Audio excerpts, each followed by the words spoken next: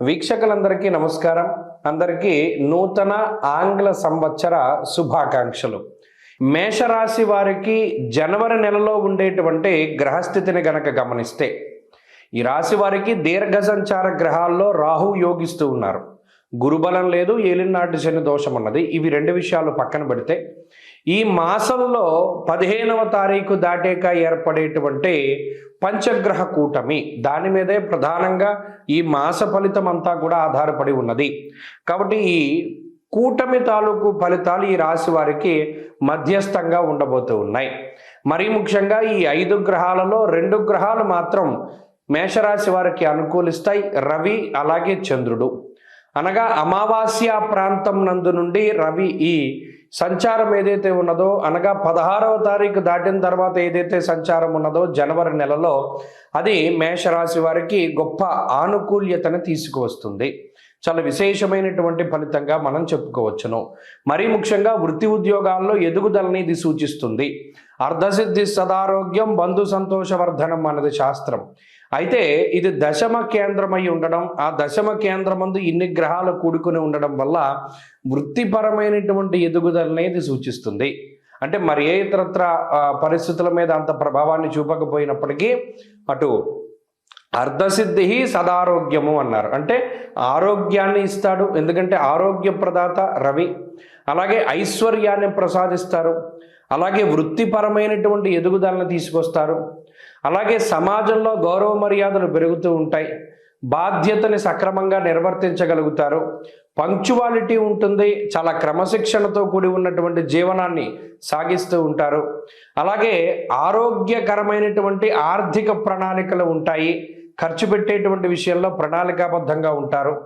అలాగే మాట్లాడేటువంటి విధానంలో మార్పు వస్తుంది, చాలా సౌమ్యంగా ముందుకు వెళతారు. అందరి అవసరము కూడా మనకి ఉంటుంది, కాబట్టి ఎవరితోనూ కూడా చెడుగా ప్రవర్తించకూడదు అనేటువంటి భావాన్ని కలిగి ఉంటారు. సాధు స్వభావాన్ని కలిగి ఉంటారు. అగ్రెసివ్నెస్ తగ్గుతూ ఉంటుంది. వృధా ప్రయాణాలు చేస్తారు. అనవసరమైనటువంటి డబ్బు ఖర్చు అధికంగా ఉంటుంది. మరీ ముఖ్యంగా పండగల సమయంలో జోదము, వ్యసనము, స్పెక్యులేషను, బెట్టింగు ఇటువంటి వాటి వల్ల ధన నష్టాన్ని ఈ గ్రహస్థితి సూచిస్తూ ఉన్నది. ఓ 10 రూపాయలు వస్తే 100 రూపాయలు పోయేటువంటి అవకాశం ఉన్నది. కాబట్టి వాటి జోలికి వెళ్ళకండి, ప్రశాంతంగా అన్ని చూసి ఇంటికి వచ్చేయండి తప్పితే ఇటువంటి వాటిల్లోకి దూరకండి. అలాగే వృత్తిపరమైనటువంటి ఎదుగుదలకి ఈ మాసంలో అవకాశం ఉంటుంది 15వ తారీఖు దాటిన తర్వాత. ఎవరైనా దేశాంతరవాసాన్ని కోసం ప్రయత్నం చేస్తూ ఉంటే, అంటే దేశం దాటి వెళ్ళాలి, ఇటు నుండి అటైనా అటు నుండి ఇటైనా సరే, అటువంటి వాళ్ళకి అవకాశం ఉంటుంది. అలాగే స్నేహపూర్వకమైనటువంటి వాతావరణం ఉంటుంది, దాంపత్య జీవనం బాగుంటుంది, సంతాన సంబంధమైనటువంటి ఎదుగుదల ఉంటుంది. మొత్తం మీద ఒకంత పాజిటివిటీ ఉంటుంది. మేషరాశి వారు కొంత ఆనందదాయకమైనటువంటి కొత్త సంవత్సరాన్ని, పండగ వాతావరణాన్ని గడపబోతారు. అద్భుతమైనటువంటి ఫలితాలు ఉన్నాయి.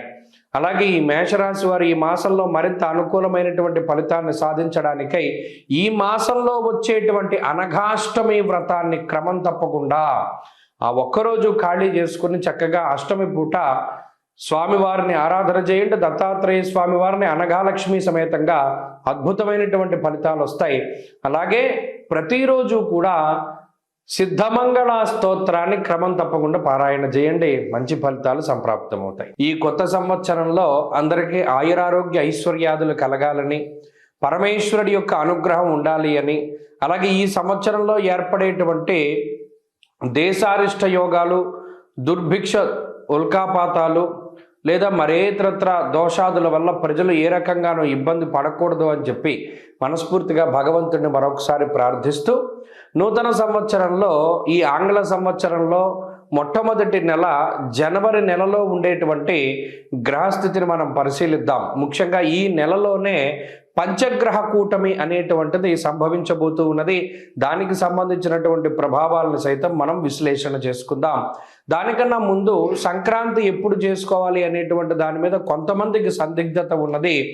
నిజానికి భారతదేశ ఆమోదిత భారత ప్రభుత్వ ఆమోదిత దృగ్గణిత పంచాంగ రీత్యా 15వ తారీఖు నాడు సంక్రమణ పుణ్యకాలము అనేటువంటిది అందరూ గుర్తుపెట్టుకోవాలి. 15వ తారీఖు నాడే రవి ధనురాశిని వదిలిపెట్టి మకర రాశిలోకి ఆయన యొక్క సంచారాన్ని ప్రారంభిస్తూ ఉత్తరాయణ పుణ్యకాలాన్ని ప్రారంభం చేస్తూ ఆయన యొక్క దిశ అంటే ఆయన ప్రయాణము ఉత్తరం దిక్కుగా ప్రారంభం చేస్తూ అది దేవతా కాలమానం ప్రకారం పగలు కాబట్టి ఆ రోజున సంక్రమణ పుణ్య రోజున చేసేటువంటి విశేషమైనటువంటి స్నానములు, దానములు, జపములు, తపములు వీటన్నిటికీ విశేషమైనటువంటి ఫలాన్ని ఆయన వసగుతూ ఉన్నారు. అది జనవరి 15వ తారీఖు. కాబట్టి ప్రభుత్వం కూడా సెలవులు ఆ రకంగానే ఇచ్చింది కాబట్టి ఏమాత్రం సందేహం లేదు. 14, 15, 16 పండగలు, ఈ విషయాన్ని దృష్టిలో పెట్టుకోవాలి. ఇక జనవరి నెల ద్వితీయార్థంలో అంటే 15వ తారీఖు దగ్గర నుండి ఏర్పడేటువంటి పంచగ్రహ కూటమి చాలా విశేషంగా దీని గురించి చెప్పుకోవాలి. మకర రాశి యందు రవిగ్రహము, కుజగ్రహము, శుక్రగ్రహము, బుధగ్రహము, చంద్రగ్రహము వెరసి 5 గ్రహాల తాలూకు స్థితిగతులు ఇది కాలపురుషునికి దశమ కేంద్రమందు ఏర్పడుతూ ఉన్నాయి కాబట్టి ఇది విశేషంగా ప్రభావాన్ని చూపిస్తూ ఉంటుంది. దేని మీద? వృత్తి, ఉద్యోగ, వ్యాపార, వ్యవహార, వ్యవసాయాదులపైన దీని యొక్క ప్రభావం ఉండబోతూ ఉన్నది. అలాగే అగ్నితత్వ సంబంధం ఉన్నటువంటి రవి కుజులు ఇద్దరూ కూడా భూతత్వ రాశి యందు నెలకొని ఉన్నారు. ఇక్కడ గమనించండి, ఇక్కడ మకరం భూతత్వ రాశి, ఆ రాశి యందు అగ్ని సంబంధమైన గ్రహాలు అంటే రవి కానీ కుజుడు కానీ ఉండడం వల్ల ఇది అకారణమైనటువంటి ఎండలను కూడా సూచిస్తుంది. ఈ విషయాన్ని కూడా దృష్టిలో పెట్టుకోవాలి. అలాగే రాజకీయపరమైనటువంటి విషయాలు కొంచెం ఆసక్తిని కలగజేస్తాయి.